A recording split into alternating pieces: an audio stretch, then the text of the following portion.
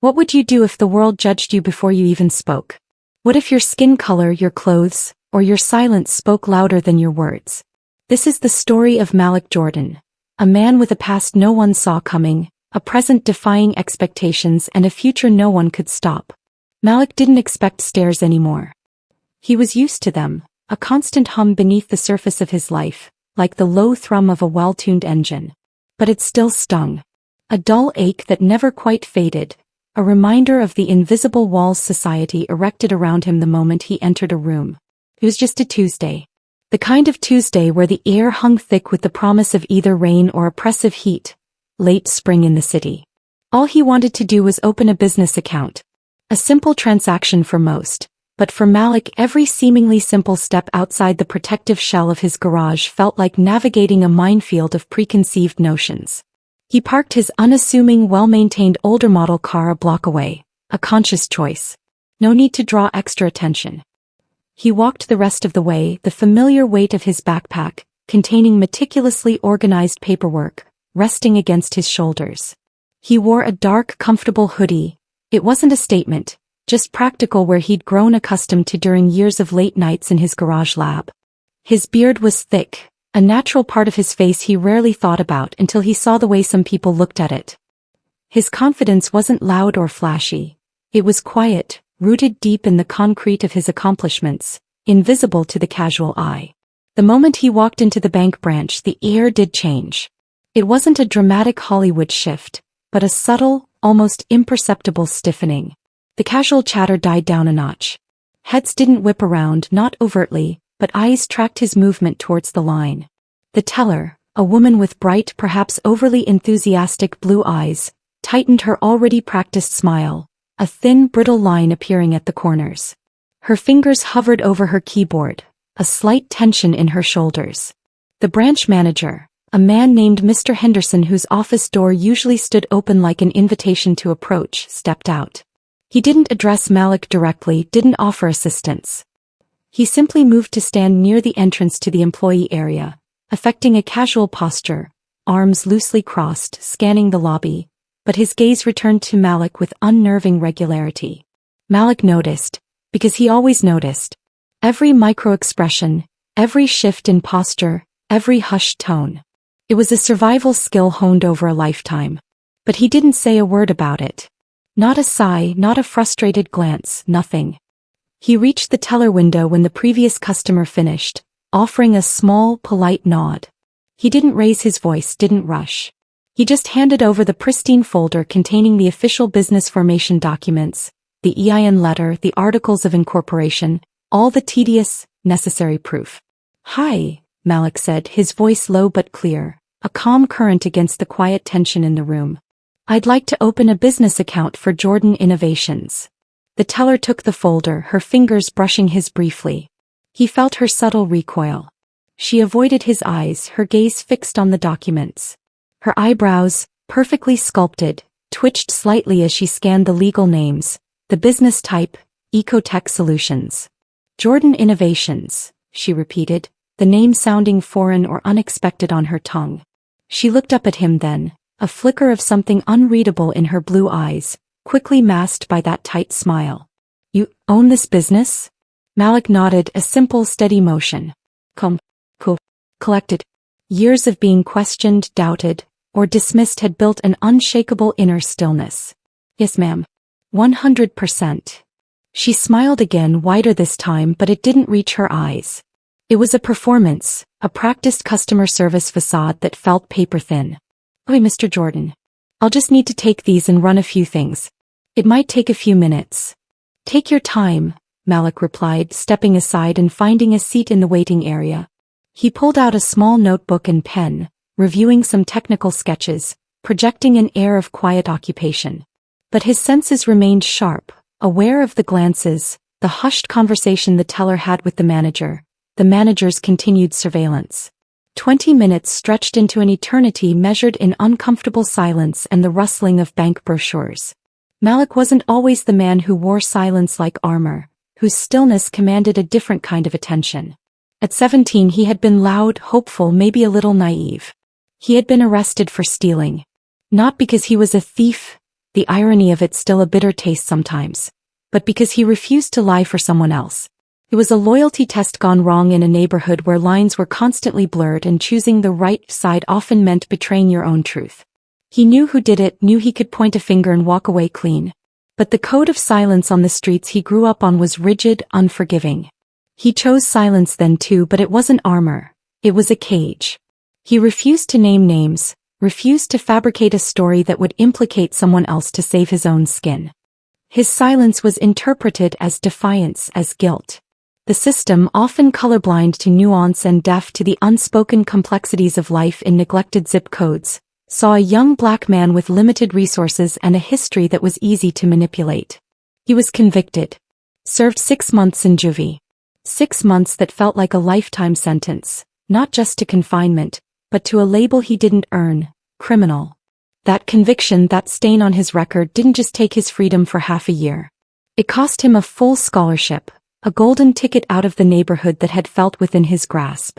He lost his place on the track team, the coaches who saw potential, the future he had meticulously planned.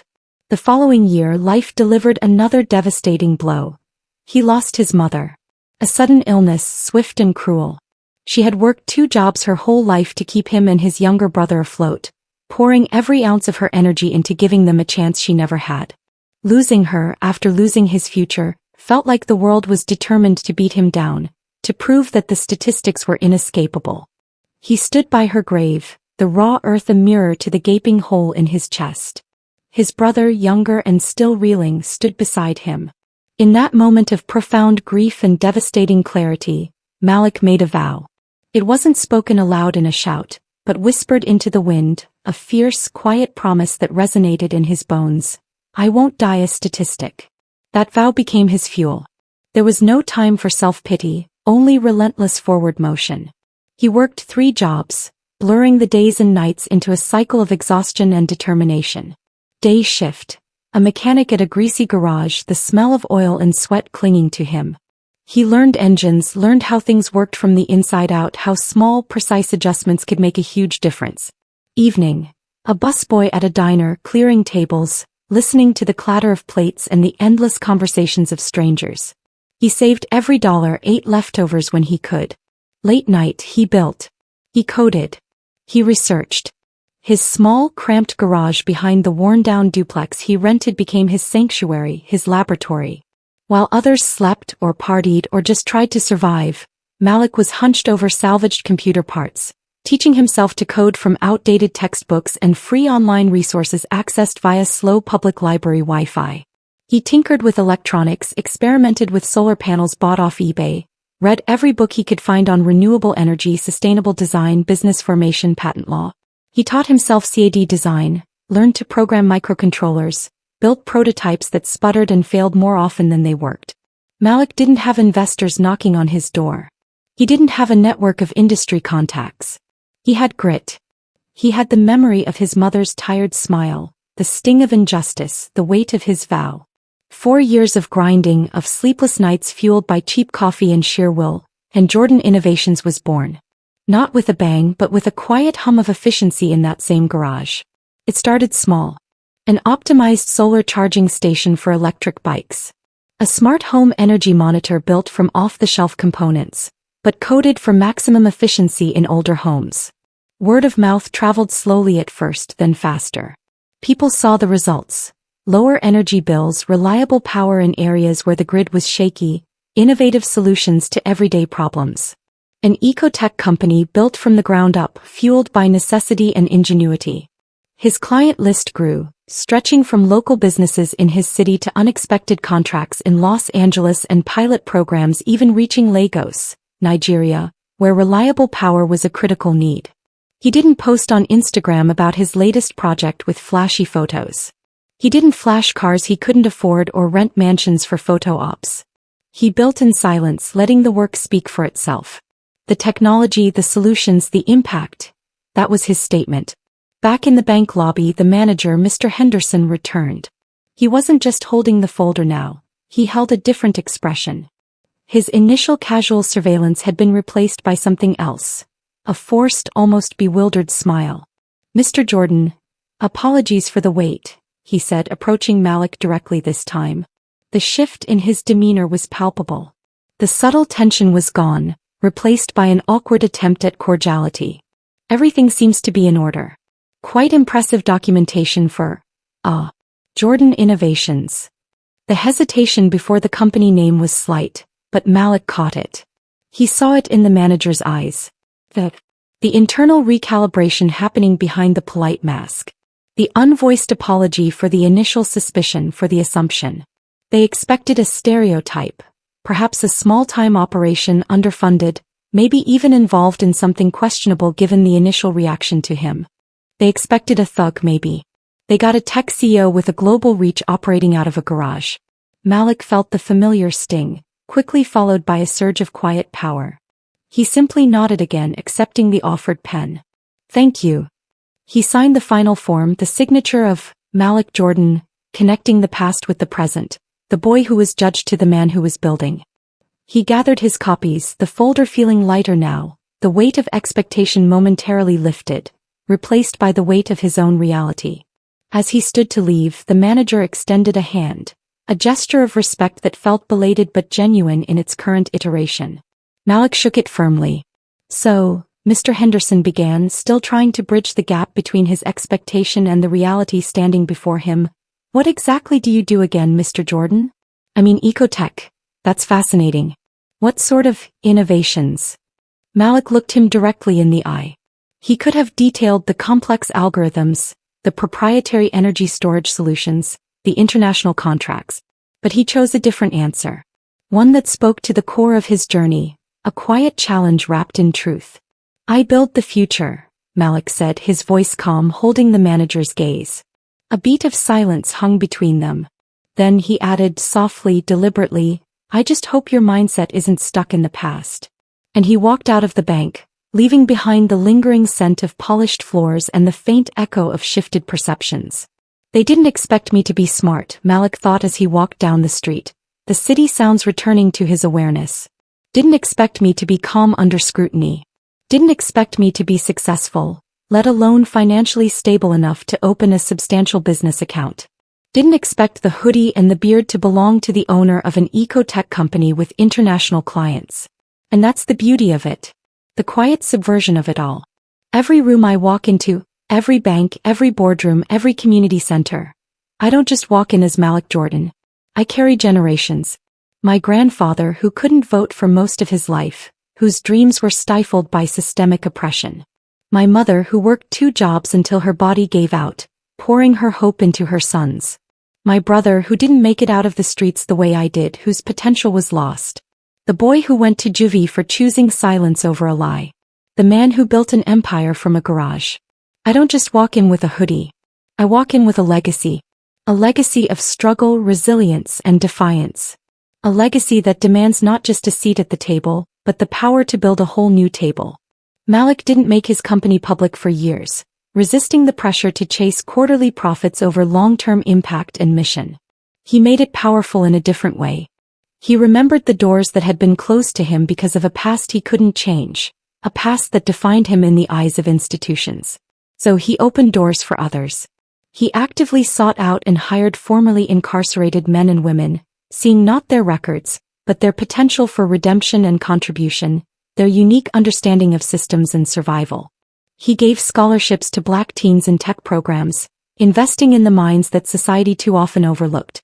He built an app, using Jordan Innovations resources, that connects underserved neighborhoods, often forgotten by traditional infrastructure, to affordable, reliable green energy solutions and educational resources on sustainability. He didn't just get rich in the conventional sense. He got real. He built wealth, yes, but he also built opportunity, community, and tangible change. And people started to notice. Not because he shouted about his success from rooftops or chased headlines, but because he showed up consistently, authentically, and delivered results, not just technological innovations but human ones. The stories of the people his company employed, the students his scholarships supported, the communities his app empowered, they became the true measure of his impact. Malik's story isn't just about a bank transaction, or a hoodie, or an uncomfortable stare. It's about the question we all need to ask ourselves individually and collectively. When did we start judging success by what it wears, by the surface-level signifiers we've been conditioned to trust, instead of what it builds, the value it creates, the problems it solves, the lives it changes? 1 year later, Malik returned to that same bank branch. Not as a customer needing a service but as a mentor.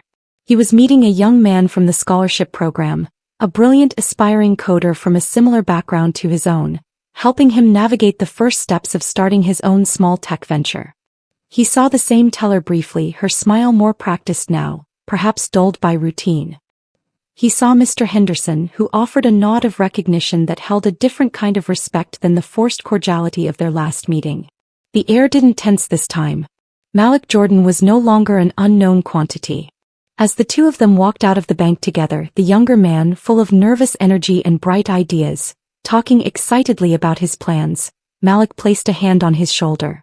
"It's going to be tough," Malik said, his voice quiet but firm. "People will doubt you. They'll look at you and make assumptions before you even get a chance to speak. They'll see the hoodie maybe, or where you come from, or the challenges you've faced, and they'll think they know your whole story." The young man's expression clouded slightly. "Yeah. I already see it." Malik nodded, a knowing understanding passing between them.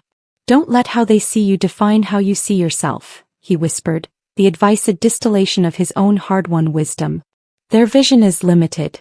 Yours needs to be limitless. Keep your head down sometimes, yeah, let them underestimate you. But never forget who you are, what you're capable of, and why you're doing this." Because Malik Jordan didn't just break barriers built by prejudice and systemic disadvantage.